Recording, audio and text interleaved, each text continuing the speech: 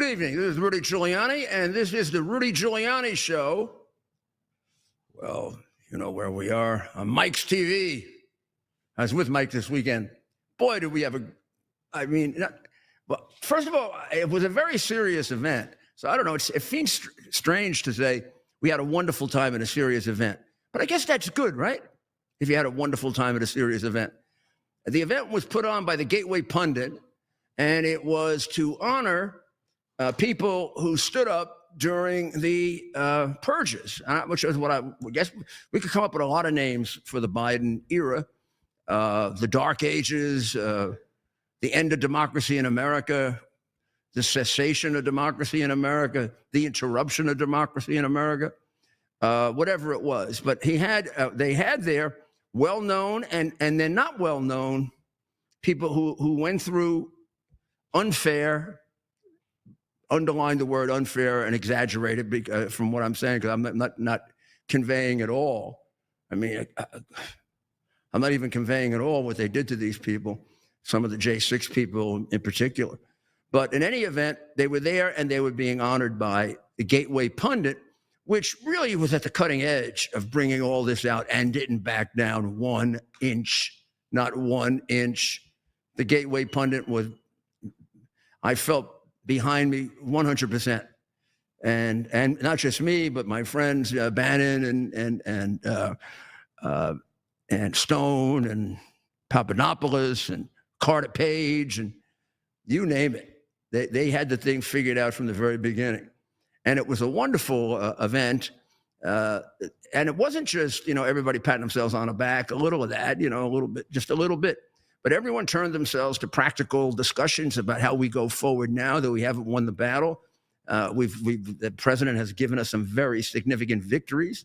We're going to have to continue it, particularly with regard to election integrity and the restoration of the functions of democracy, mostly, in the courtroom and in our justice system. So we'll be talking about that over the course of the week. We'll have a couple of guests on, and we have clips for you so that you can share in it. I speak at, and I go to lots of conferences, not so much now. I used to go 100 a year. And I find them much more useful than most people do. I know you have to sit through the boring speeches, but some things always develop when you get experts. I thought this was one of the very best ever. So the hosts have to have my eternal admiration. And of course, it was in Las Vegas, and Ted and I and Dr. Maria got a chance to go to the Mob Museum, which I've never seen. And we'll give you our comments on that. And also on something a little more upper class, let's call it, the Hoover Dam. We were thinking of getting to the Grand Canyon, but we couldn't quite make it. We took the red eye back. And Dr. Maria's doing her show live tonight, right?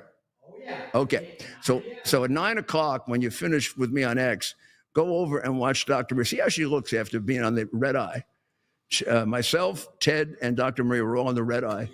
And we took off at 10 and we came in at 6:30, right? Yeah.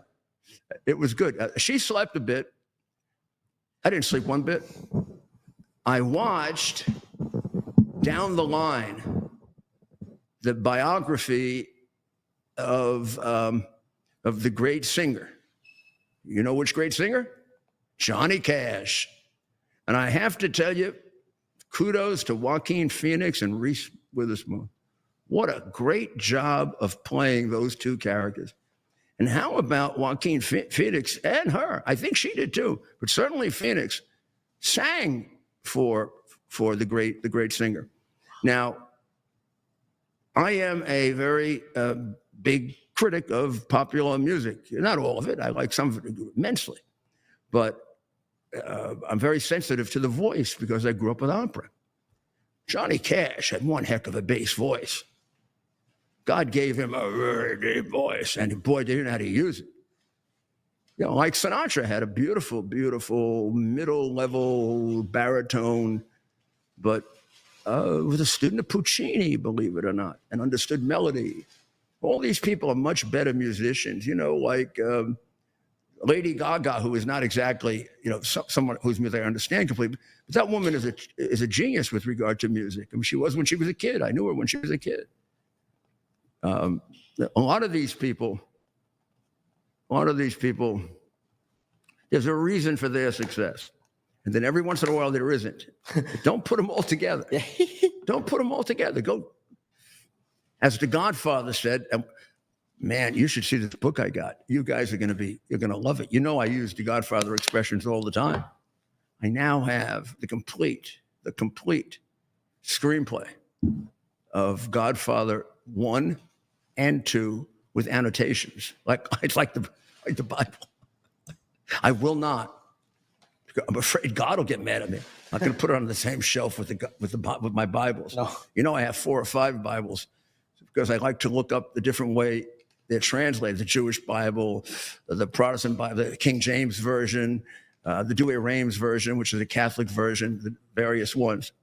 Well, I mean, the big news is the, and I think the president's playing with this a bit. This is, will they let Zelensky be part of the, will he be in the room that matters or not? You know the song from Hamilton, right? The room that matters. Yeah. And who? Look, they kept Aaron Burr out and he killed Hamilton. He was so bitter about it. That isn't the reason he did it. Maybe at some point we'll get we'll play a little bit of The Room That Matters. They're doing a revival on Broadway. Maybe that's why I thought about it. They're doing a revival on Broadway. Not a revival. They're doing the 15th year. And for the summer, they have the original cast, including Mr. Miranda, who wrote it. Oh, wow. Who is the son of one of my former commissioners, by the way. I have somewhere on the cutting room floor a documentary on Hamilton that we should put together, Ted. Let's do it. You know what I did? I went to the places in New York City where Hamilton, what they use in a play, and I show you what it looks like now, and then I take you back and show you what it looked like then. Yeah. Including his last home, which is remarkably similar to Gracie Mansion for a very, very special reason.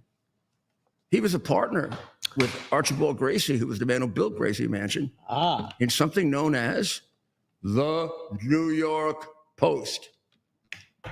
So, if you were Zelensky, the first, would you buy a ticket to Alaska for Friday?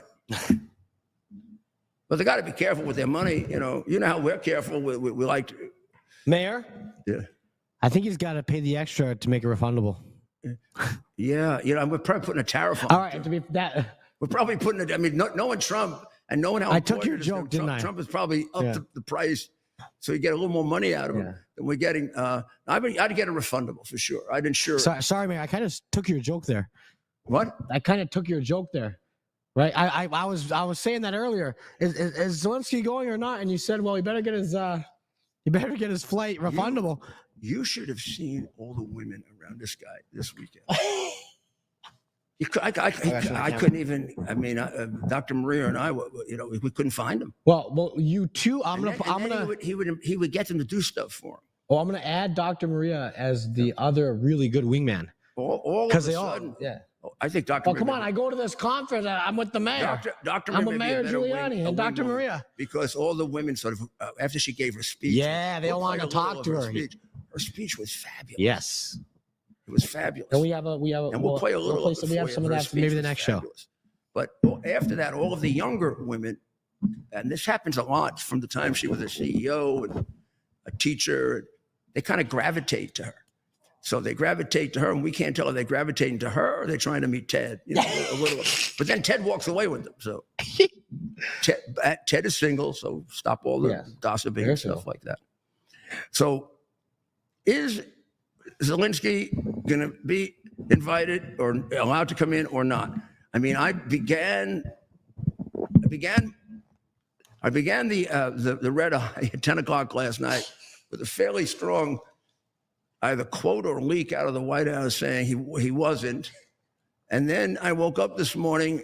Well, I didn't wake up. I started to try to go to bed, and I saw the president say something about he may come in for the like there'll either be a second meeting or he may come in for the end of the first meeting. So maybe they'll have like a buzzer system. Okay, time for Zelensky. Boop. Right. Come on in. Sorry, this is not a laughing matter. This is probably the most important meeting.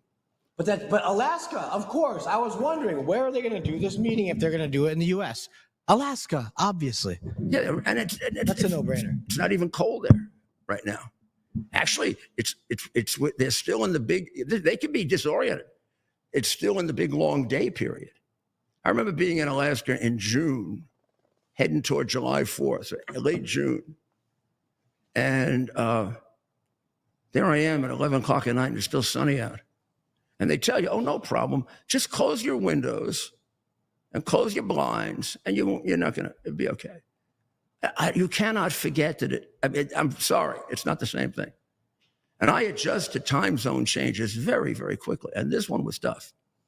But it's beautiful. You have to go to Alaska. I know a lot of people think of Alaska as being barren. Alaska is beautiful. It's beautiful. I mean, if you go in the winter with the snow, it's a dreamland. And if you go in the warmer seasons, you have the combination of the greenery and the snow and the mountains, and you can see who created the earth when you go to Alaska. So here's how it lines up, and I'm thinking that probably on Wednesday or Thursday, Ted, we do a little panel discussion, like we do for elections, in which we see what everybody thinks will be the outcome and the points of contention, so people can follow it more easily. Yes. What do you think? Well, let me warm you up to it, as I am trying to keep myself awake with coffee. I'm sorry. So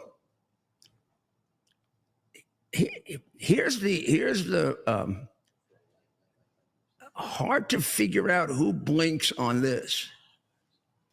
Putin and his minions, who I like to call the Politburo, but there's something else now, put out a statement about 2 days ago about their reasonable position on peace.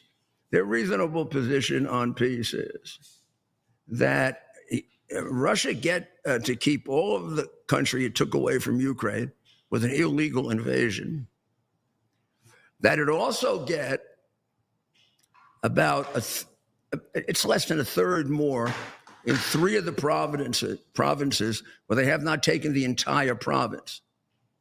That they weren't able to capture militarily, but they should just be given it because they illegally invaded a country and then went ahead and conducted a war more like terrorists than an army, including just the other day in Kherson, where they killed children. Nobody points out, and the press is really not on Putin's side, but for some reason, they let him skate on the killing of men, women, and children.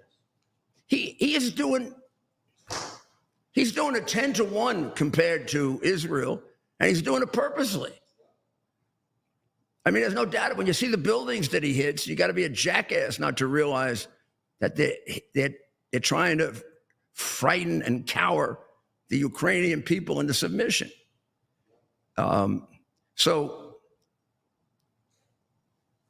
the Russians say, give us all the land, give us the 3 or 4 additions that we want, and we'll make peace, but you can't join NATO, and you can't enhance your defenses, and you can't do this, and you can't do that. So that would be unconditional victory for Russia in the territories they captured and expanded. It wouldn't be unconditional victory in the sense that it was everyone's thought that what he really wanted to do was take all of Ukraine. And I think everyone thought he could do it because here you have the big Russian army against little Ukraine.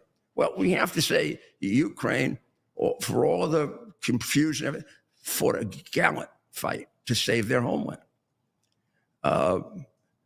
And for centuries, Ukraine was split between affection for Russia and affection for the West. And I'll tell you what Putin did. They all hate Russia now, even the ones that are Russian. And I talked to a lot of them. I even met a group. That's the picture or the interview I'd like to see if you could get from Dr. Maria. Okay. We were in the dining room, or not a dining room. It's like a little luncheon place at the Grand Canyon. And these two people come up to me. They have a bit of an accent, and they say they're lawyers and they're here for a short while. That I'm a hero of theirs. So I don't know if they just do that because they want a picture or whatever. But I always say yes. I'll tell you why sometime. Always say yes. And Maria, they're a very nice young couple. Just quintessential 30-year-old nice couple. And I said, sure. So I stood up, and the couple we were with moved aside a little. And I think either Dr. Maria or one of them said, where'd it come from? And they said, Ukraine. Wow. Then he told me he was a lawyer in Ukraine. Oh. Then he told me he worked for Viktor Shokin. Oh. What? He works for Viktor Shokin. Do you know who Viktor Shokin is, ladies and gentlemen? He's the prosecutor that Biden had fired. So now I know I really am a hero of his.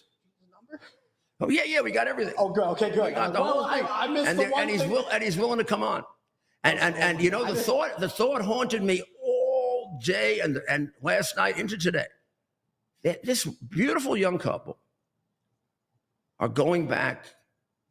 And I said, where do you come from? Zaporizhia. I don't know if you remember, but on Friday, I alerted you to an attack by Putin on a civilian target in Zaporizhia, where they killed 2 children and injured 10 adults. And it was a purely civilian target. So, of course, it gave me a chance to ask about that. And I said, and for some reason, I didn't think they were attacking Zaporizhia with the same intensity that they were attacking these areas in the provinces that they're trying to expand, or Kharkiv, which is just driving them crazy. They can't take it. But it turns out, he says, I said, how was the city? I mean, is it as bad as Kharkiv? He said, I explained to him that I have this emotional connection to Kharkiv. And he said, no, we're not as bad off as Kharkiv, but to make us know we're in a war, particularly recently, they've been hitting us every day. It's not like a massive attack, but he said, for example, the attack that I was talking about was actually a little worse than that, because they don't pick up the international press. Who knows? He said it was actually just 2 children that were killed, just 2 children. I'm sorry I said that. I did not mean to say it that way. But it was significantly more than 10 that were injured. The 10 that were reported were life-threatening injuries. He said, we're in fear of that all the time. In some ways, like when you're in a situation like this, he and she said both, that we know our friends in other places, like in Kyiv, are under much more pressure than we are. Or if you go over to the east, even more pressure. So even though we have bombs falling on us, we feel, if you can, fortunate. He's a lawyer. We went quite significantly into Biden's corruption, which I've read the file. You wouldn't even have to. All you'd have to do is just put all the documents in the file and evidence, and we'd start our RICO case to recover $20 million. He didn't take 10; he took 20. And of course, my big thing since January of 2020 has been trying to get his foreign bank accounts, which Barr completely obstructed. I asked him about the war, and I asked him about, could he give me some guidance on, since obviously this was a very intelligent guy, and he was now in private law practice, he's a defense lawyer. And he was a prosecutor, was a defense lawyer, like, you know, in America, where that happens a lot. And he said that, well, he actually asked me not to repeat it. He asked me not to repeat it because he wants them to go in with the maximum, you know, the 100% position, so that if they have to compromise, it's from 100%, not from 50%. Very smart. But the real issue is, would they give up territory? And I personally, with a tremendous amount of affection for Ukraine, but a great desire not to have a world war, believe that a compromise would be acceptable and a victory for Ukraine, given the fact that the original goal of Putin was to just, you know, kind of like be Hitler and roll into Sudetenland and just take it. And everybody sits there scratching their heads. How did he take it in 2 days? He walked in and he's lost 250,000 Russian troops in a country that he's 10 times the size of. So that's going to be the big issue. Russia, we're not giving anything back. And we want a little more. The smart money says that last thing I told you is the negotiable part. We want some more. Although the some more that they want, some of it's very valuable property. It's some of the property that has the rare minerals and the rare earth. So that might be their give. The president made an indication that Ukraine might have to consider giving back some territory, but it would have to be a trade. He didn't concede it. He said that would be something that would have to be discussed. The Europeans got together yesterday, and in a very friendly way, you know, came back to the president with support for the Ukrainian position. They should not be allowed to take any territory because it violates international law. It sets a precedent for people just stealing territory from others. And it is, if not a violation of the letter, it's a violation of the spirit of our agreement with Ukraine when they gave up nuclear weapons, that they would be protected against such a thing. And then there's sort of an addendum, I don't know if it's part of the official part or the unofficial part, which said, but if you have to, then it's got to be a very strict territory for territory trade. In other words, you can't give them everything, and they've got to give back. I may be imposing my position on theirs. It sounded to me like it isn't terribly different than mine. They're going to have to give back as much territory as they keep, and it has to be as valuable. They can't give Ukraine back the crap and keep all the rare minerals, in other words. And they don't get any additional territory. What they didn't win, and that becomes the border, and that is the final border. Is that doable? I don't know, but I'm going to, you know, I spend my time reading about it, calling people, talking about it, fighting about it. I have a feeling that's more doable than the second one. Here's the second big issue, maybe more important.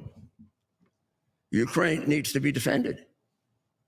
What's to stop Russia from sitting back for 3 years, getting Pamela elected, who doesn't even know where Russia is, and is controlled by communists and Islamists and who knows what else, clowns. And they're just marching right in and taking the rest, particularly if they impose disarmament on Ukraine, no NATO, no anything. Right. Since these are going to be the final borders, and that is what we're getting Putin to agree to. then Ukraine should have complete protection that they're not going to be double-crossed again, because they are being double-crossed and even having to give up this land. And here's where it gets tough. I think the president would be firm on the first part, European troops there, and maybe with a kind of American backup, meaning we'll sell them arms. When we sell them arms, we sometimes give them advisors, that sort of stuff. And NATO will not be bound and bullied by Ukraine, by Russia, and they're not going to be allowed to say you can't be in NATO. That's the one where I detect a little more weakness on the Trump administration's part, on the NATO part. Not the European troop part, which was his idea in the first place. Now, both of those Putin is going to disagree with. So it's going to be very, very interesting to see who gives on what, if there's any give at all, or we have a Reykjavik where, Ronald Reagan just walked out on Gorbachev. And if he walks out, then, all the gloves are off, and our tariffs should be monstrous. And we should give Ukraine weapons that will jeopardize Russia to such an extent that they're going to have to cave in. Which is, was a totally different situation with the reduction of nuclear arms. But Trump got, after 9 months, exactly what he wanted and more by walking out. And then increasing our military budget to such an extent that Gorbachev wrote, I think in his second attempt at a biography, America spent us into oblivion. Well, we're going to take a short break, and we will be right back.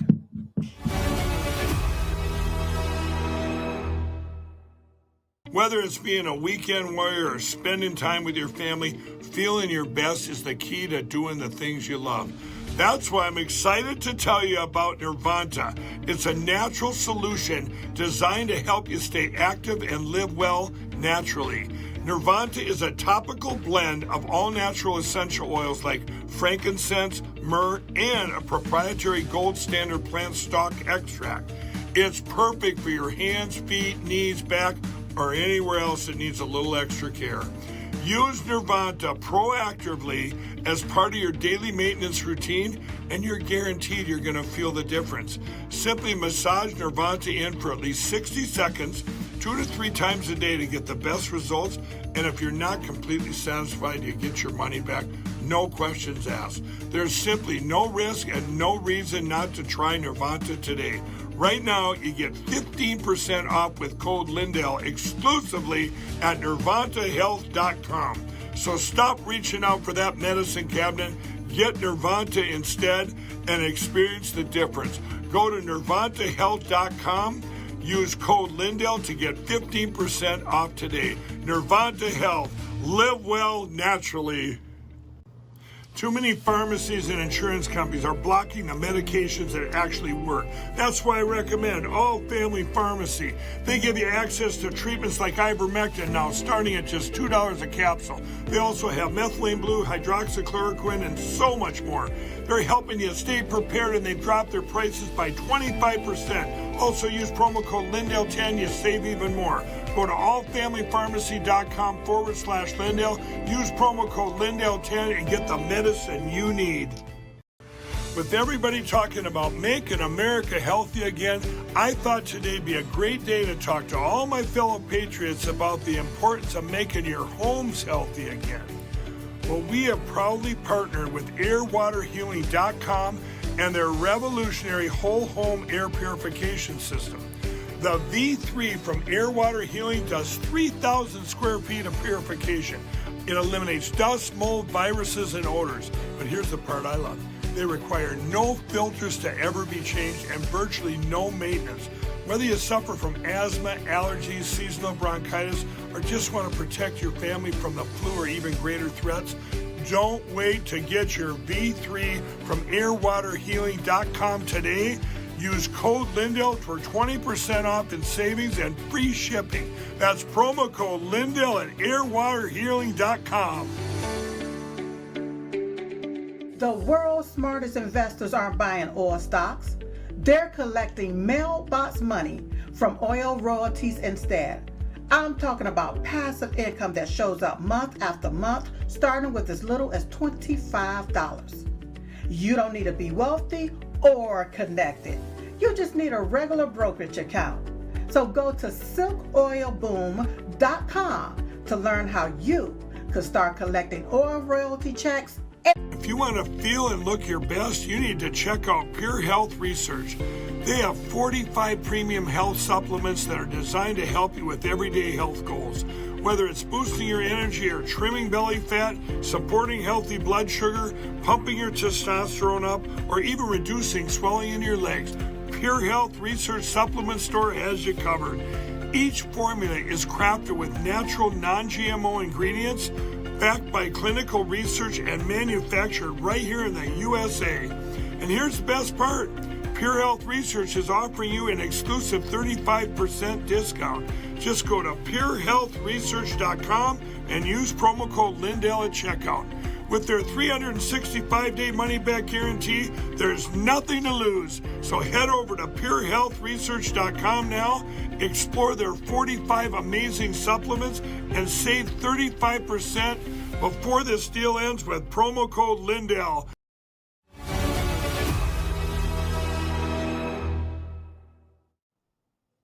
Welcome back to the Rudy Giuliani Show.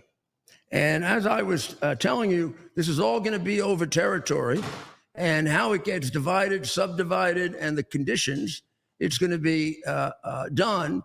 And then it's going to be over conditions of security so that this doesn't happen again to Ukraine. And they are largely in two different planets right now about both. Could it turn out that by the end of the weekend, next weekend, they're together? Yeah, it could happen. And we're going to assess the chances of that as we get a little closer to it. But if you would, I'll show you what I'm talking about in these provinces. Okay? So there's one of the more recent maps. If I told you all the colors, it's like too... It gets me confused. So there are four. You want the official name? Oblasts. Call it a province. Call it a county. Call it a state. The first one, and right up there, right next to Russia, is Luhansk. Now, Russia has captured all of Luhansk. All of it. Donetsk, which is right south of it, they have captured all but maybe, not all but, they've captured, I'm looking at it, essentially, here's what Ukraine was able to retain. Let me see if this will show. Yeah, they're able to retain that. So that's about a 15 to 20% sliver, part of Luhansk, Donetsk, and Zaporizhia. Zaporizhia is the place I was talking about before, and Zaporizhia is, for some reason, they don't list it as Zaporizhia. They're using the city names, Mariupol and Melitopol, but that's where Zaporizhia is. And Kherson, which is where they were fighting today, is down here. So they want that territory, which when you put the three pieces together, they want that given to them, even though they didn't capture it. And right now, as of yesterday, they were attacking in Zaporizhia, and also all the way over here. You see it in Kherson. And they did a major attack in Kherson, killed a lot of people, just as Putin is making peace. So that's what it's about. And are they going to be able to do a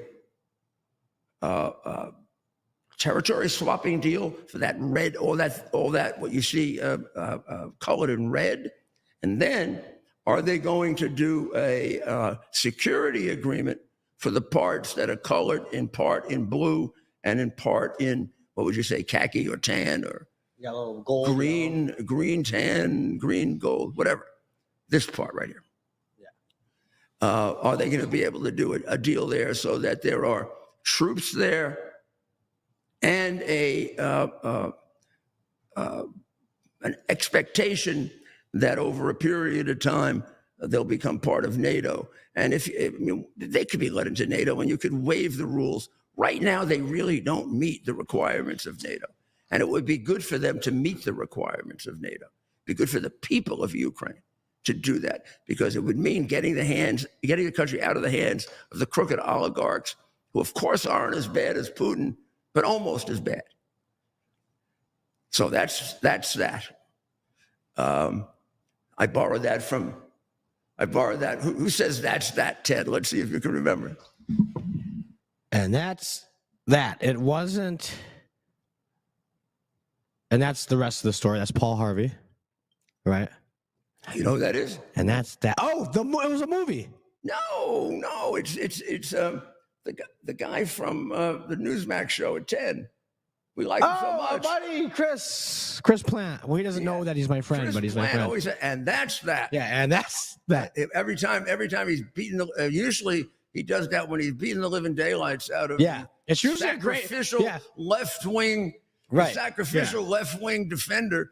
And there's you're right, and there's nothing else to say. He nails them. He gets them the good only too. thing I can tell you is, if you're on the fence, he kind of wins the sympathy. He kind of wins the sympathy vote, Right? Because they slap. It is. The one Democrat on the show. The one Democrat, yeah. Jason. Yeah, Jason is a professor, and he comes in with He's all a good his notes. sport. I'm going to give him that, right? But when he's finished, your two friends do a real job on him. Yeah. Oh, right. Oh, yeah. The Schlaps. Tell them who you work for. Mercedes Schlapp was my immediate supervisor boss in the 2020 campaign, and she's always spoken so highly of the mayor. And Mercy, we're going to reach out and get you on the show. Oh, Mercy does a good job. Yeah. Mercy's she's really, a big fan of the mayor. I mean, Mercedes, she's sharp. She's sharp. They have some extension. Tony Schaefer is on, and they have some every once in a while.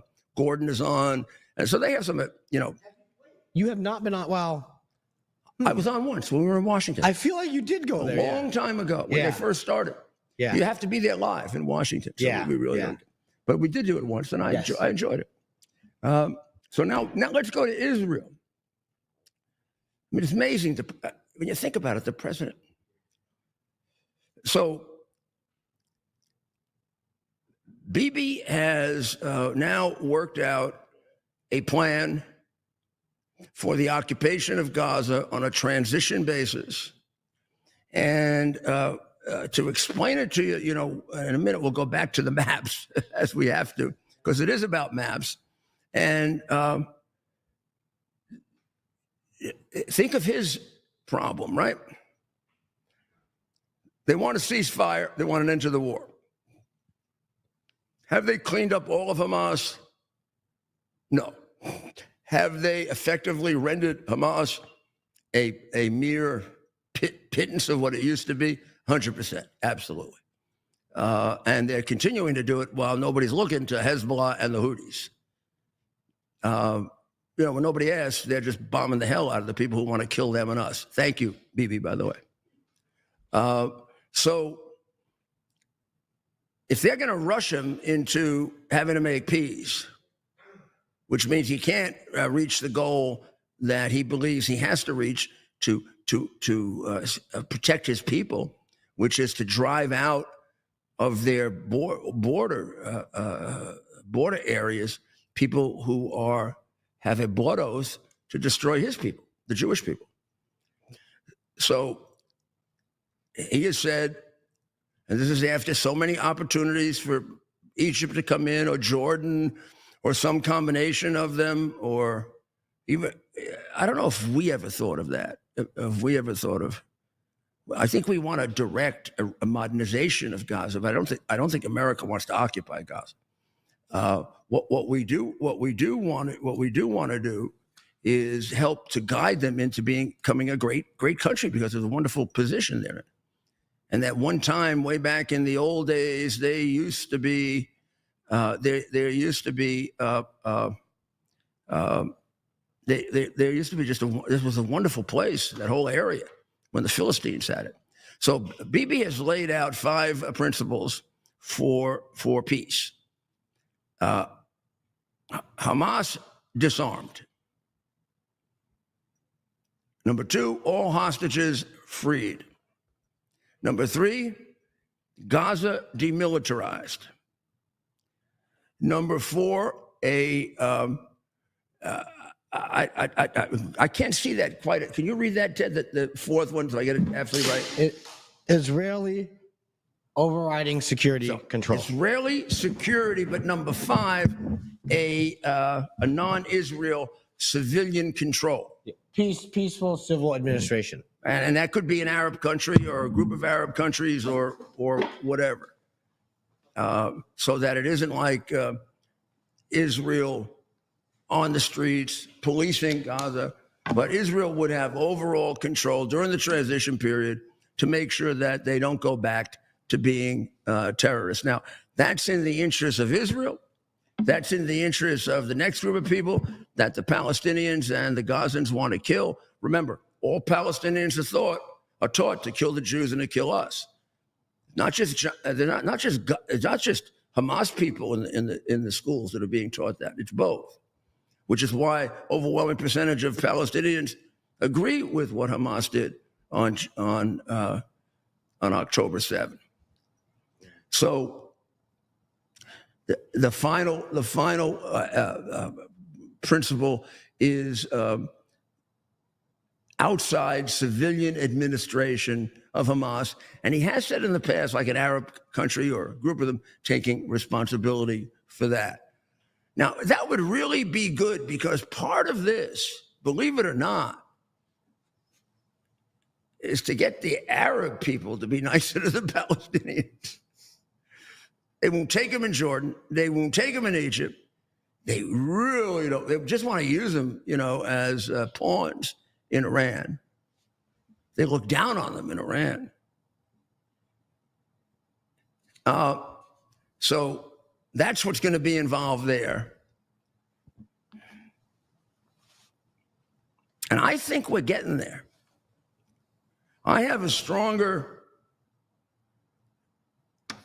if we're comparing 2 negotiations, I have a stronger feeling that this one, although the odds are probably against both, but the odds are a little stronger right here with this one in Israel. That great American ambassador, Mike Huckabee, by the way, slammed the president the Prime Minister of England, Keir Starmer, over the British Prime Minister's condemnation of Israel's war in Gaza, claiming if the foreign leader had faced Nazi Germany in World War II, his nation would have been defeated because he would have been an appeaser. Mike, God bless you. There's a man of complete, total principle. And I tell you, having run against him for president, I was convinced that at some point he should be president. He's got all of the qualities that would make a great American president. He's, I think in the past I've told you my great affection for Mr. Huckabee. He points out, did the UK surrender to the Nazis? Did they drop food to them? Ever heard of Dresden, P.N. Starmer?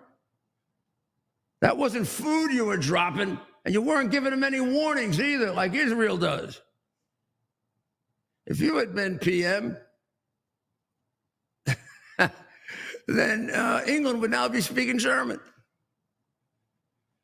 It's good to have some people that can take on these adversaries, and it doesn't all have to be It doesn't all have to be Trump. And boy, the Cajones don't get much bigger than the Reverend Huckabee.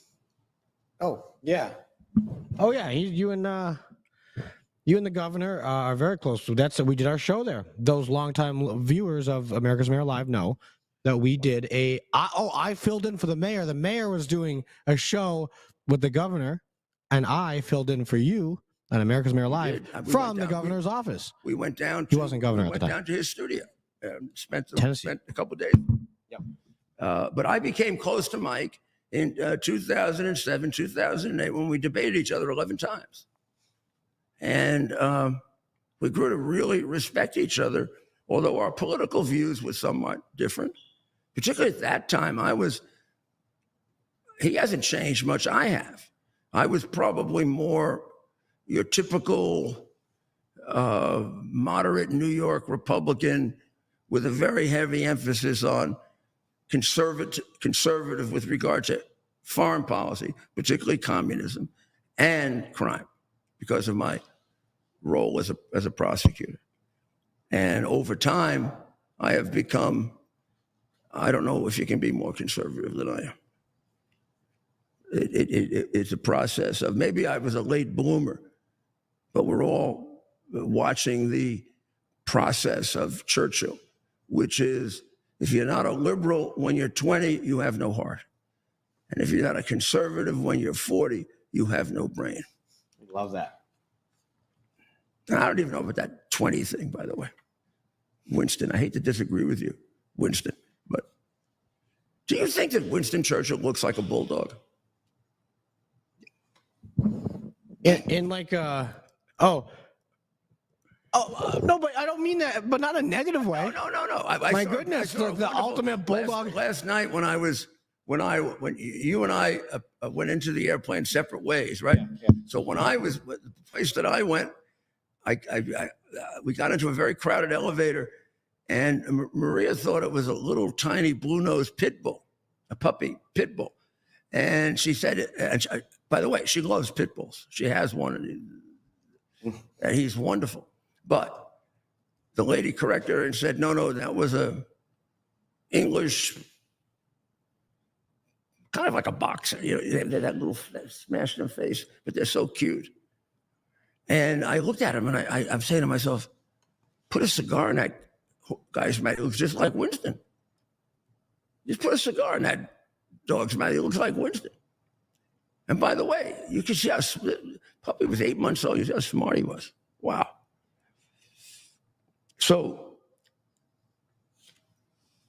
Iran, the reign of terror, is now hiding their remaining scientists.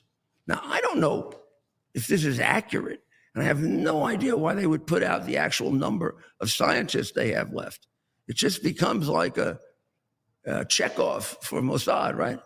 But they claim they have 15 top scientists who survived the attacks, and they have been moved to secure locations in Tehran or along the northern coast. That's probably good enough for Mossad to find them in about a day. And one of the Israelis who was questioned on this article that was written in the New York Post said one could consider them dead men walking. And they are the people that are going to lead the resurgence of the now destroyed, conceitedly destroyed nuclear program in Iran. Would anybody like to look at the odds that they're not going to make it to leading this resurgence that they're giving in Las Vegas on this? They're not very good. Now, Israel has a list of 100 people that are critical to the program. I do not know if that includes the 14 that they have already eliminated. Now, the group that we talk about a lot, and we're very close to, the MEK, the PMOI, it's like a combination of different groups, they are now being slaughtered by the Ayatollah on the charge that they are giving up the information to Mossad about the location of these scientists. And I'll say nothing about that other than I don't know. Even though I've worked with them for 13 years, they don't tell me and I don't ask. But the reality is that group has contributed so much to helping to bring down that regime that when it happens, they're entitled to an award from the president. And they are entitled to have their working group, which is made up of not just them, but a whole group of 40 to 45-year consistent opponents of the reign of terror and people who are willing to sign a 10-point program revolving around human rights, the rights of women, a non-nuclear Iran, and Iran with a American English type system of justice, an Iran with guaranteed rights. And that group, known as, MEK, Mujahideen al-Khalq, meaning dedicated to the people, is headed by Madam Miriam Rajavi, who I think you've seen her speaking speeches on this show, and you have very frequently seen Ali Reza Chef Sardari, who is their representative in the United States. In fact, he was with us at the conference, and everybody recognized him as being on my show and Dr. Maria's show. They said, "We know you." Yeah. Oh, yeah. He was sworn. This man is a very, very unassuming man. Brilliant. But very unassuming. I mean, he came this close to being killed in Arizona, this close, by them. I was this close. He was this close. So let's see what happens there and how much give there is. I don't know if that's the right word, Ted, but how much flexibility there is to see if we can reach some kind of an arrangement there. Because here, unlike with Putin, where you can do some rational calculations, we're not dealing with rational actors here. So it's a little hard to predict what they're going to do. You just have to figure out what the right thing for you to do is and just move ahead with it. And don't let them delay too much. That's their process, which you say, well, how can they delay? But then they're hoping that something else will intervene. Some other force will come along. Right. Not a bad prediction in modern affairs. There are so many competing. I mean, which is more critical, Ukraine or the Middle East? Yeah, I guess it depends on where you live. But it's very hard. So get ready to make your switch. 3 minutes. Go over to X. We're going to continue. I'm going to tell you what we're going to continue with. We're going to continue with the problems we're having with India. We're going to talk about exactly what's happening in New York City, my city that's going communist. I don't know what to say about it other than I have to talk about it. We're going to talk about a big victory for mail ballots. And we're going to give you a little idea of what happened this weekend at this very, very exciting conference. We'll give you the serious part, and we'll give you the human interest and historical part. So come over to X. It'll be on at 8, which is only 5 minutes from now.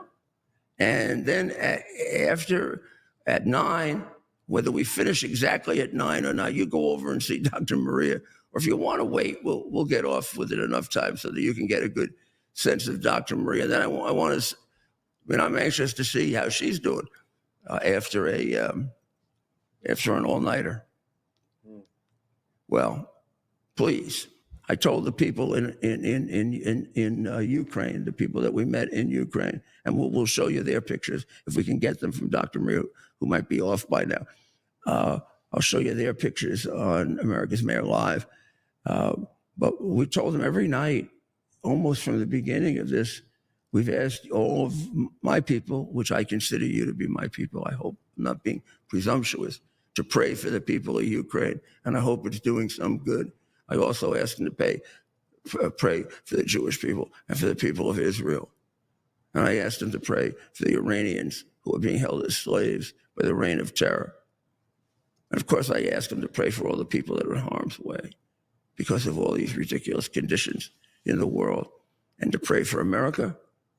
And then the man who's done the most to move us out of the darkness into the bright sunlight and marching without hesitation forward, and that's Donald J. Trump. But most importantly, let's all recite together. God bless America. America.